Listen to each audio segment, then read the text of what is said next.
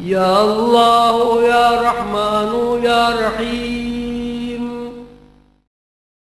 أعوذ بالله من الشيطان الرجيم. بسم الله الرحمن الرحيم. قل هو الله أحد الله الصمد لم يلد ولم يولد ولم يكن له كفوا أحد. بسم الله الرحمن الرحيم. قل هو الله أحد الله الصمد لم يلد ولم يولد ولم يكن له كفوا أحد. بسم الله الرحمن الرحيم. قل هو الله أحد الله الصمد لم يلد ولم يولد ولم يكن له كفوا أحد. سبحان الله والحمد لله ولا إله إلا الله والله أكبر ولا حول ولا قوة إلا بالله العلي العظيم. سبحان الله والحمد لله ولا إله إلا الله والله أكبر ولا حول ولا قوة إلا بالله العلي العظيم. سبحان الله والحمد لله ولا إله إلا الله والله أكبر ولا حول ولا قوة إلا بالله العلي العظيم. الله لا إله إلا هو الله لا إله إلا هو الله لا إله إلا هو الحي القيوم لا تأخذه سنة ولا نوم له ما في السماوات وما في الأرض من ذا الذي يشفع عنده إلا بإذنه يعلم ما بين أيديهم وما خلفهم ولا يحيطون بشيء من علمه إلا بما شاء وسع كرسيه السماوات والأرض ولا يؤوده حفظهما وهو العلي العظيم وهو العلي العظيم وهو العلي العظيم. اللهم أجرنا من النار اللهم أجرنا من النار اللهم أجرنا من النار. يا مجير يا مجير يا مجير. سبحان ربك رب العزة عما يصفون وسلام على المرسلين والحمد لله رب العالمين.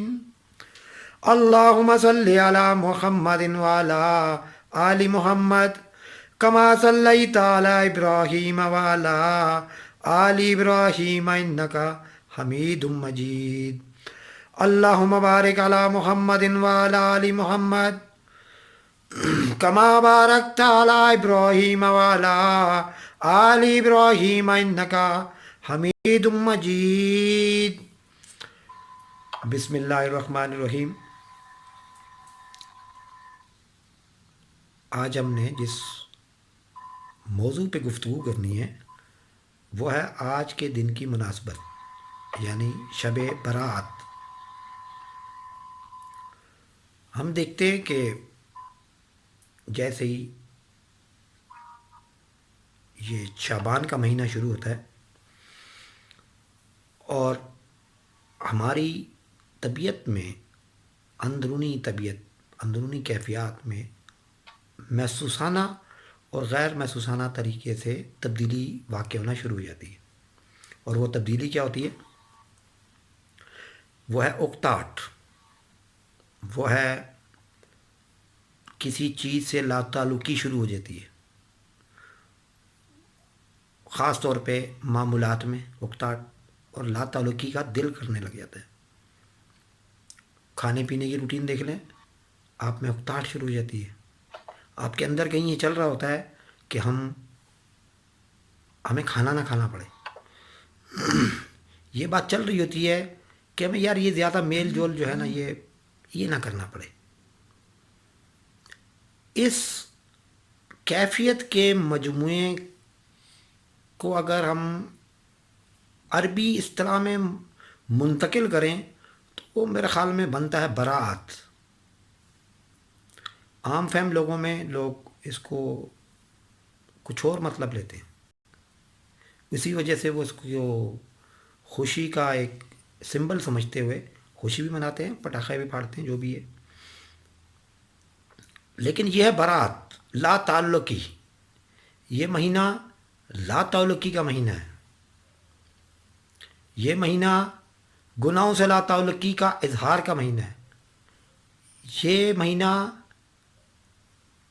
مالی ہوس سے لا تعلقی کا مہینہ ہے، یہ مہینہ اور خاص طور پہ یہ شب مادی حواس کے غلبے سے برات کی کوشش کا اعلان کا دن ہے۔ اس دن ہماری کیفیات ایک نقطے پہ مرکوز ہو جاتی ہیں اور ہو سکتی ہیں کہ ہم اعلان کریں اپنے رب کے سامنے، اے اللہ ہمیں ان آلودگیوں سے برات نصیب فرما۔ ہم اعلان کرتے ہیں ان آلودہ زندگی سے برات کا۔ ہم اس دن برات کے ذریعے ہم سکون حاصل کرتے ہیں، ہم یکسوئی حاصل کرنا شروع کرتے ہیں۔ کیوں آگے ہم سب ایک ایسے مقدس مہینے میں اور ایک ایسے مقدس ذہنی عالم میں منتقل ہونے والے ہیں جس کو رمضان الکریم کہا جاتا ہے۔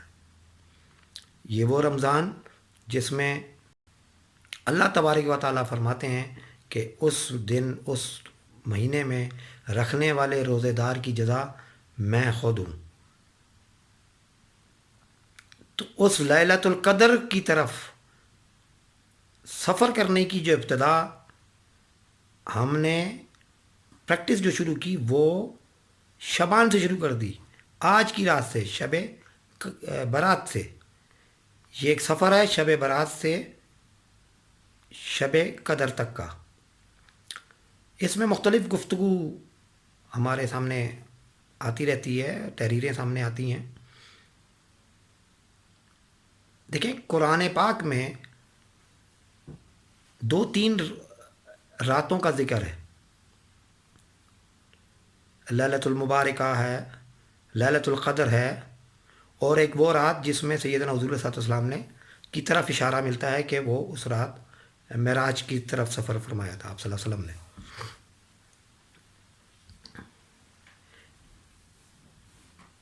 جس معاشرے میں ہم لوگ رہتے ہیں یہ ایک ملٹی کلچرل معاشرہ ہے، اس میں بھانت بھانت کی زبان بولی جاتی ہے، طرح طرح کے لباس پہنے جاتے ہیں، مختلف قسم کے کھانے کھائے جاتے ہیں۔ ہم مختلف ثقافتوں کے لوگ ہیں جو اکٹھے ہوئے، اور ان میں رائج مختلف ثقافتی، خاندانی اور ذاتی رسم و رواج جب مشترکہ طور پہ منعکس ہوئیں تو عموماً وہ اس قسم کی شکل میں سامنے آتی ہیں کہ جس سے شک پڑتا ہے کہ یہ ایک مذہبی رسم ہے۔ اس میں ان کے یا کسی کے بھی عقیدت اور عقیدے پہ شک نہیں کیا جا سکتا، وہ اللہ اور اللہ کے رسول کی بات محبت میں اپنے طرز سے، اپنے طریقے سے، اپنی لینگویج میں یا اپنے کلچرز کے مطابق پریزنٹ کرتے ہیں، اور اس کے ذریعے بالکل ان سب کا یقیناً مقصد بھی وہی ہے جو میں نے آپ کے سامنے بیان کیا، برات۔ شب برات خالی برائی کو برائی سمجھنے کا مہینہ نہیں، شب برات برائی کو برائی اور گناہ کو گناہ ماننے کی رات نہیں، بلکہ اس کا اعلان بھی ہے۔ آپ آج کی رات اپنے آپ سے اعلان کریں گے، اپنے رب کے سامنے اعلان کریں گے، اور آپ دیکھیں گے کہ آج کے بعد کم سے کم اگلے کل کے دن تک آپ ایک پرسکون زندگی سے آشنا ہو چکے ہوں گے۔ آپ اپنا یہ بوجھ اتار بیٹھیں گے، آپ اپنے آپ کو ہلکا پھلکا محسوس کریں گے۔ اس زمن میں کچھ باتیں عرض کرنا چاہوں گا۔ یہ راتیں دعا سے منسوب ہیں، بہت دعائیں مانگی جاتی ہیں، استغفار مانگے جاتے ہیں، کہا جاتا ہے کہ آج کے دن رزق اور زندگی مقرر کی جاتی ہے۔ جو بھی ان کے بارے میں مشہور باتیں ہیں، اور جو بھی کہتے اس کے پیچھے کوئی وجوہات ہوں گی، جو بھی ہیں ہم اس کی بحث میں ابھی نہیں جاتے، یا اس کی تفصیلات میں جانے کا بھی مناسب موقع نہیں ہے۔ میں جو عرض کرنا چاہوں گا یہ کرنا چاہوں گا، دیکھیں دو قسم کی ہستیاں آپ کے سامنے ہوں گی، ایک خالق ہے، ایک مخلوق ہے۔ خالق نے مخلوق بنائی اس مادی دنیا کے لیے، زمین کی بات کر رہا ہوں اور انسان کی بات کر رہا ہوں۔ تو اس کا مطلب ہے جب وہ اس دنیا میں آیا، اس سے پہلے وہ کہاں تھا؟ روحانی دنیا میں، جو نظر نہیں آتی پر محسوس کی جا سکتی ہے۔ اندر آپ کا دل گواہی دیتا ہے کہ ہاں آپ کہیں تھے، شاید آپ نے کسی کو دیکھ رکھا تھا، شاید کسی سے بات ہوئی تھی، شاید میں پھر کسی سے بات کرنا چاہتا ہوں۔ تو اس کا مطلب ہوا خالق اور مخلوق کے درمیان واضح رشتہ ہے، روحانی اور ظاہری، باطنی اور ظاہری کر لیں اس کو۔ روحانی زندگی پیدائش سے پہلے اور موت کے بعد، یہاں پہ ظاہری زندگی پیدائش کے بعد اور موت سے پہلے۔ تو دیکھا یہ جاتا ہے کہ کیا آپ اور میں اس ظاہری وقتی مخصوص وقتی زندگی میں کل وقتی زندگی کے احساسات و جذبات و کیفیات سے منقطع تو نہیں ہو گئے؟ اگر منقطع ہو رہے ہیں تو اس کے لیے تزکیہ، صفائی کا اہتمام کیا جاتا ہے۔ اس اہتمام کے لیے اللہ تبارک و تعالیٰ نے انبیاء کرام کا ایک سلسلہ کڑی در کڑی شروع کیا، سلسلہ کڑی در کڑی، یہ ذہن میں رکھیں، ایک کے بعد دوسرے، دوسرے کے بعد تیسری، یہ بابرکت ہستیاں آتی گئیں اور تزکیہ، صفائی کرتی چلی گئی اور تزکیہ کرنے کی تعلیم بھی دیتی چلی گئی۔ ایک وقت آیا اس دنیا، اس کائنات کی خوشبختی کہ سیدنا حضور علیہ الصلوۃ والسلام، محبوب صلی اللہ علیہ وسلم کی آمد ہوئی، اور انہوں نے کل وقتی اس کا سلوشن پیش کیا، اس کو تحریر کروا دیا، جس کو ہم قرآن پاک کہتے ہیں، اور جو اس کے اوپر زندگی بسر کرنے کا جو طریقہ ہے کہ اب اس قرآن پاک کو نافذ کیسے کریں گے، اس کو ہم دین کے نام سے جانتے ہیں۔ انبیاء کرام کے اور سیدنا حضور صلی اللہ علیہ وسلم نے جہاں مختلف طریقے اختیار کیے ان میں تزکیے کے لیے، ان میں پورا لائف سٹائل ڈسکس کیا، پوری زندگی، ہاتھ دھونا سے لے کے کھانا کھا کے دوبارہ ہاتھ دھونے تک، سونے سے لے کے جاگنے تک، جاگنے سے لے کے پھر سونے تک، حالت بھوک میں، حالت نیند میں کیسے زندگی گزارنی، کیسے ذہنی طور پہ اللہ سے رابطے میں رہنا ہے۔ اس پورے نظام کو، تزکیے کے اس پورے نظام کو صحابہ کرام نے سیکھا، صحابہ کرام سے تابعین، اتباع تابعین اجمعین نے سیکھا، پھر ان کے شاگردوں اولیاء کرام نے اس کام کو سیکھا، اس طریقے کو نہ صرف سیکھا بلکہ اپنے قریب ترین متعلقین کو سکھایا اور ان کا تذکیہ کا اہتمام کیا۔ آج ہم دیکھتے ہیں مختلف اولیاء کرام، مختلف ان کے سلاسل آج بھی قائم دائم ہیں، اور اپنے اپنے طریقے سے مختلف اوقات میں جو ان کی استطاعت ہے اور زمانہ حاضر کے مطابق اپنی کوششیں کرتی ہیں۔ ہم بھی ایک ایسے سلسلے سے بدے میں ہیں جو جدید دور کے ساتھ ہم آہنگ ہے، جدید دور کے ساتھ، جدید دور کے تقاضوں سے بھی واقف ہے، اور وہ جانتا ہے کہ جدید دور کے ان اللہ کے بندوں کو کیسے اس مادی دلدل اور کیچڑ سے کھینچ باہر نکالنا ہے، اور ان کے جسموں، ان کی روح پر لگی ہوئی اٹی پٹی جو مٹی ہے، کیچڑ ہے، اس کا تزکیہ، صفائی کیسے کرنی ہے۔ اس کے لیے انہیں کیسے دوبارہ اللہ کی طرف موڑ دینا ہے. جب ایسا کام